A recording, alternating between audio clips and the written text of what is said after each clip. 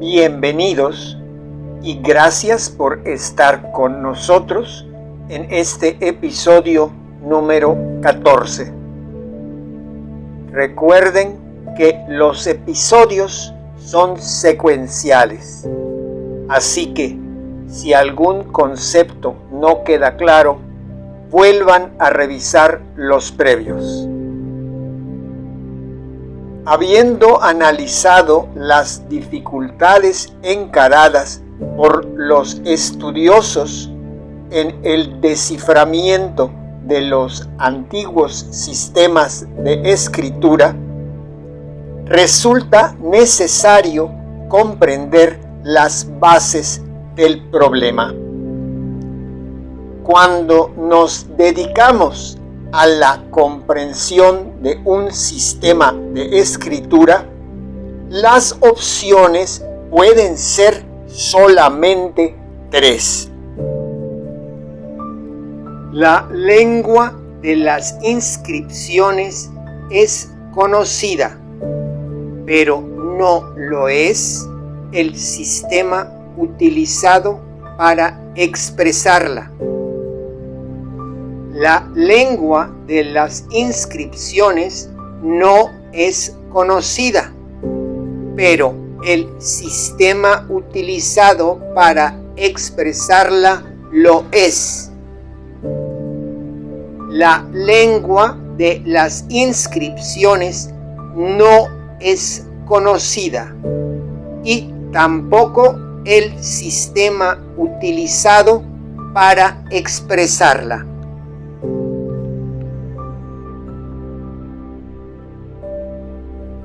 Vamos a resumir las acciones de los académicos, empezando por el sistema de escritura que se acostumbra definir maya.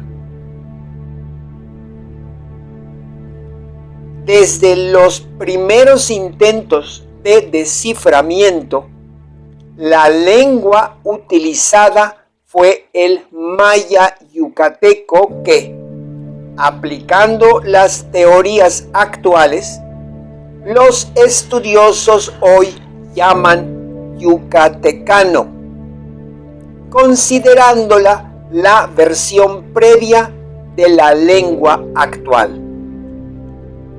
Absolutamente todos trabajaron con dicha lengua hasta 1974, cuando la estadounidense Chile aplicó la lengua maya cholana para las inscripciones de Palenque, Chiapas, México.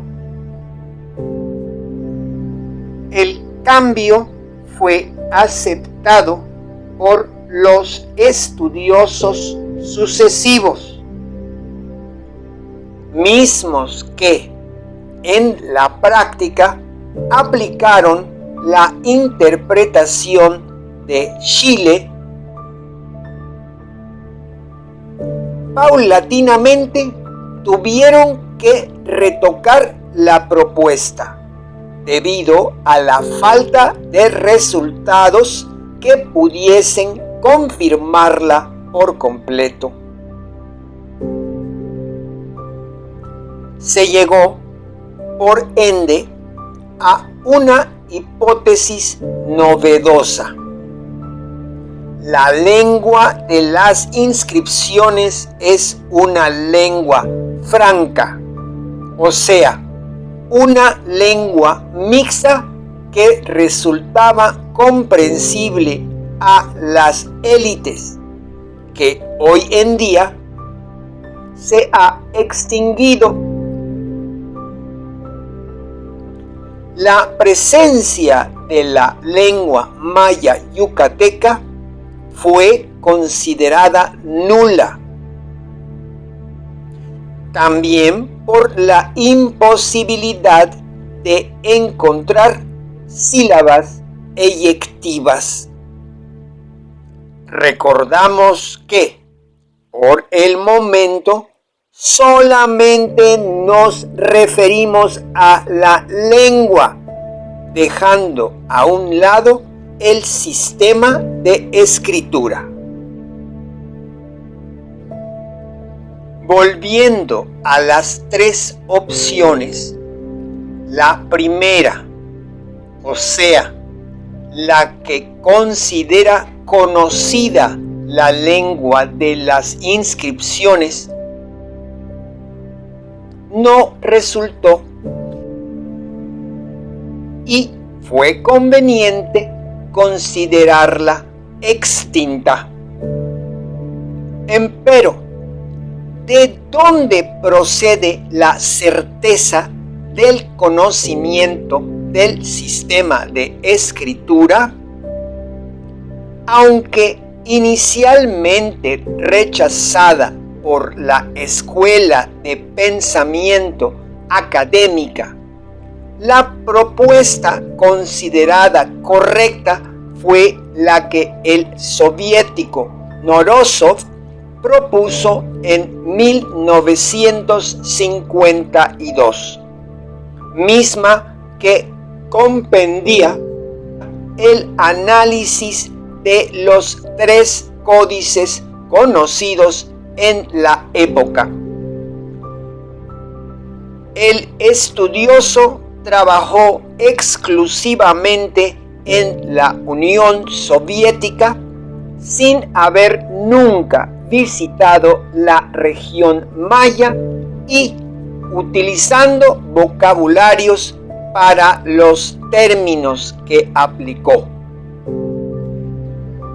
El concepto general es que cada signo representa una palabra entera o una sílaba, y en este segundo caso, la última vocal no hay que leerla a menos que no esté marcada por otro signo, ahora de valor puramente vocálico.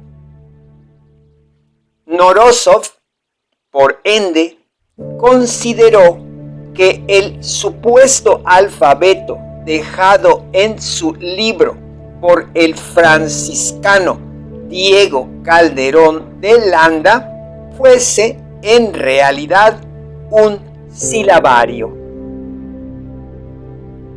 Es curioso notar que la propuesta estuvo basada solamente en una docena de ejemplos y que el estudioso dirigió sus intereses antropológicos hacia África, aportando solamente variantes mínimas a su propuesta original.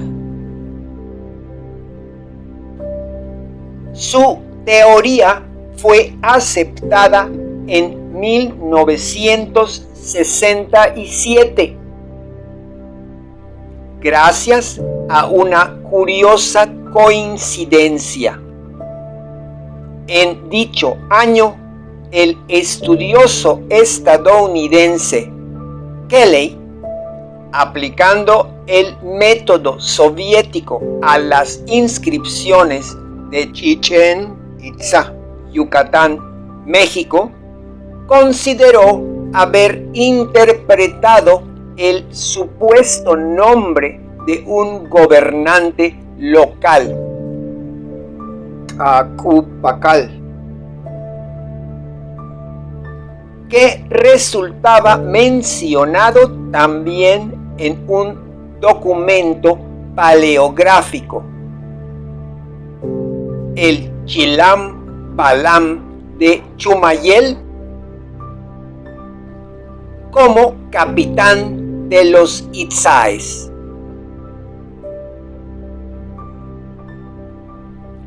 El detalle que Kelley pasó por alto fue que las inscripciones fechan entre 870 y 880 después de Cristo. al mismo tiempo que el relato de Chumayel hace referencia a hechos acaecidos alrededor de 1180 después de Cristo. Hay 3 siglos de diferencia entre los dos personajes. Para no hablar de comentarios de que la tumba de Cacupacal se encontraría debajo de la gran estructura piramidal del sitio, que fue construida en sus diferentes versiones entre 1080 y 1135 después de Cristo. Como sea, se intentó disfrazar la diferencia cronológica afirmando que se trataba de un nombre común entre las élites de la época.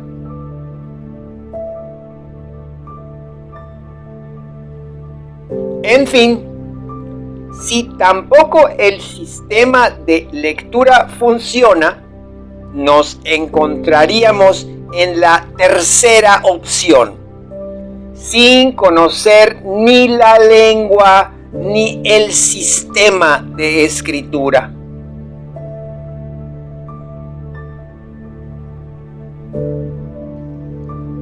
Por ende, hay que volver a iniciar. El analista atento notará que la iconografía de los signos, aunque con cambios muy leves, resulta la misma desde por lo menos 2500 antes de Cristo, como lo muestran las primeras cerámicas pintadas, y en términos de escritura ordenada, desde alrededor de 650 antes de Cristo. Toda evidencia pertenece a regiones de cepa lingüística mayense. En la práctica, la lengua no cambió y tampoco el sistema para representarla a lo largo de por lo menos 4000 años. Las regiones que fueron ocupadas por los europeos en épocas más tardías, quedando hasta un cierto punto rezagadas y conservando sus tradiciones, fueron la península de Yucatán, el este del actual estado de Chiapas, la zona norte de Guatemala, llamada Petén, y Belice. En todas estas zonas, sin exclusión, se hablaba y se sigue hablando una lengua de cepa mayense y familia yucateca, abarcando el 80% de la región maya. Empero, si la lengua es la yucateca, el error se encuentra en la interpretación del sistema de escritura, que sin razón ha sido considerado silábico y logográfico, olvidando que América estuvo separada de los continentes de Asia, Europa y África ya desde alrededor de 14,000 años antes de Cristo, y que en dichas regiones los primeros alfabetos parecen haberse organizado solamente desde 1200 antes de Cristo, cuando ya se utilizaba el sistema americano de escritura. Recobra aliento y dale like al canal.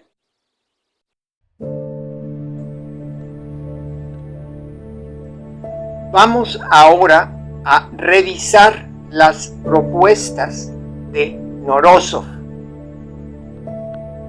Las imágenes extraídas del Códice Dresde, el que más fue usado por el soviético, serán la evidencia más contundente de su labor. Empecemos con la lámina 16, OL 3b, recordando que un OL es un término académico usado para identificar una imagen enmarcada acompañada por un texto. En ello se aprecia un personaje femenino sedente, cargando en la espalda un ave. Norózov identificó el ave como un quetzal y el personaje como la luna creciente, enfocando su propuesta lingüística en el ave. El quetzal no tiene mucho parecido con dicha ave, que tiene una cabeza chiquita rematada por plumas erguidas y un pico puntiagudo. Además, la serie de puntos en el vientre no se relaciona con alguna característica conocida. En primera posición en el texto, llamada A1, se ubica el supuesto término Kuk, entendido como quetzal.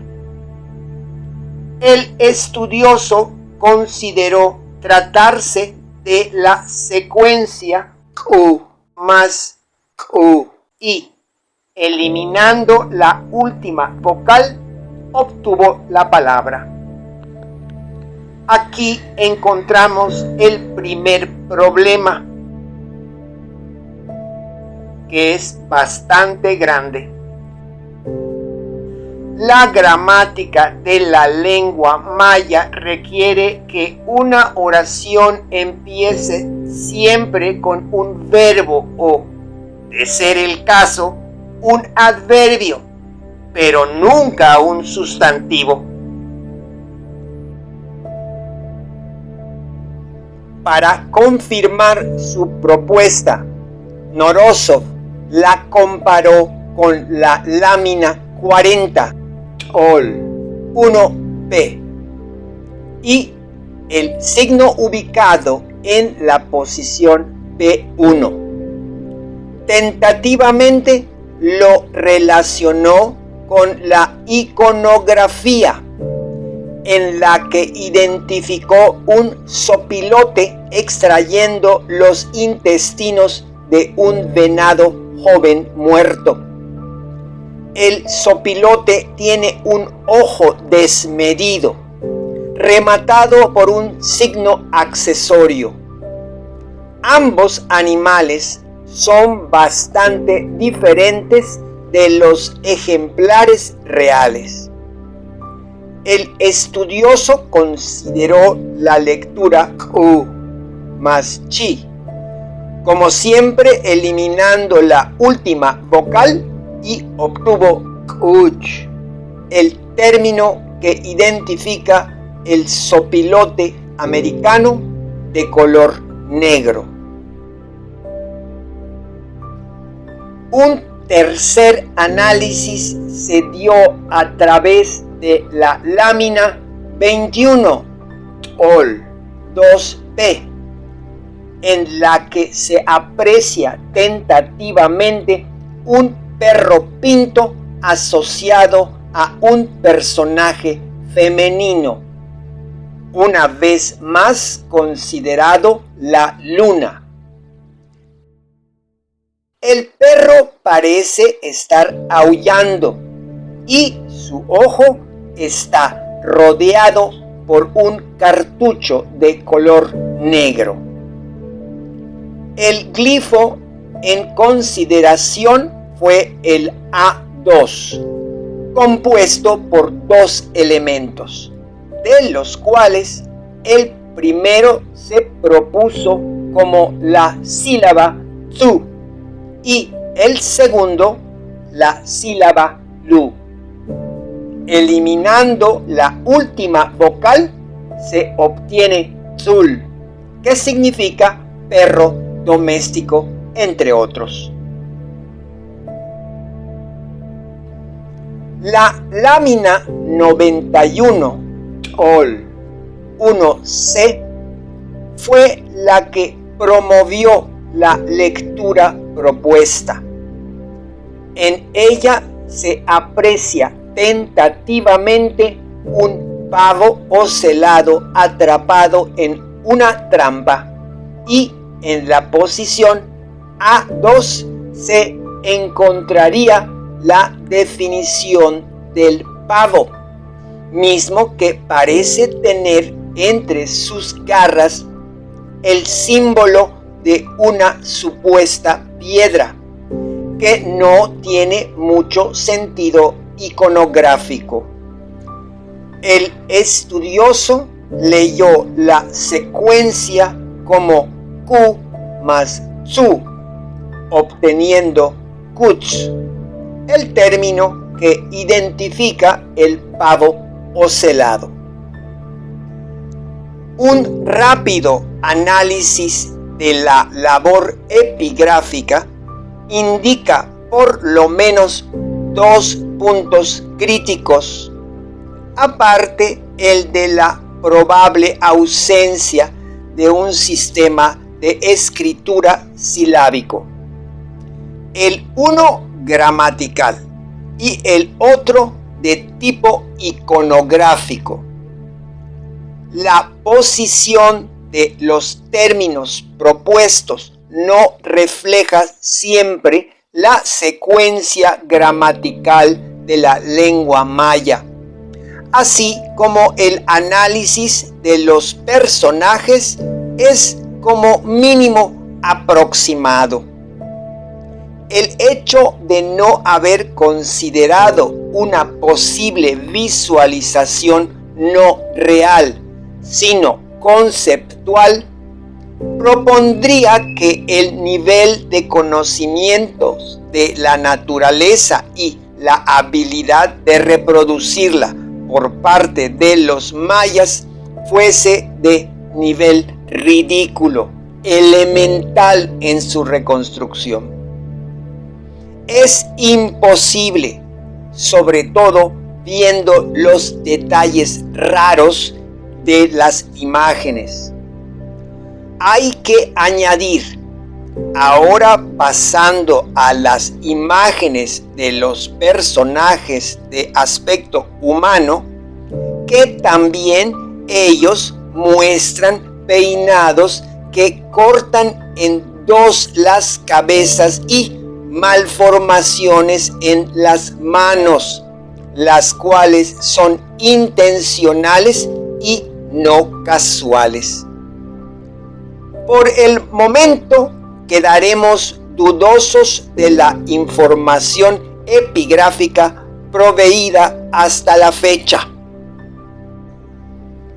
Llegó la hora de la camita, soñando con croquetas al despertar, quizás obtenidas con sus aportaciones en Patreon. Agradeciendo a todos.